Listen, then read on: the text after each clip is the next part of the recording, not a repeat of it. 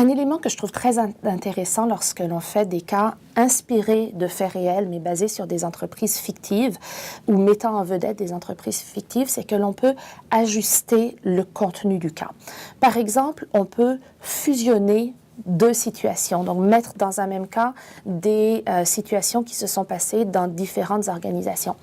Récemment, j'ai écrit un cas sur la gestion d'employés difficiles et en fait, ce cas s'inspire de 3 situations dans 3 organisations différentes. Une personne qui a des problèmes d'alcoolisme, une personne qui a des problèmes d'absentéisme très fréquents, une autre qui a davantage des problèmes de comportement face à l'autorité.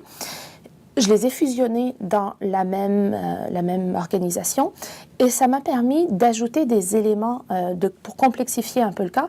En particulier, j'ai ajouté un élément de comparaison. Le gestionnaire, dans ce cas-ci, ne gérait pas de la même façon ces 3 individus et ça m'a permis d'ajouter l'élément d'équité de traitement entre les individus. Donc, on peut fusionner des cas d'entreprise pour complexifier, par exemple, une situation ou tout simplement pour rendre plus difficile l'identification de l'organisation. On peut aussi, au contraire, lorsque l'on a des entreprises, des cas fictifs, simplifier une situation. Quelquefois, si on voulait représenter ou parler de situation qui s'est véritablement passée dans une organisation, il faudrait donner énormément de détails pour que l'étudiant comprenne et ait une discussion qui soit vraiment plausible par rapport à la réalité de l'organisation.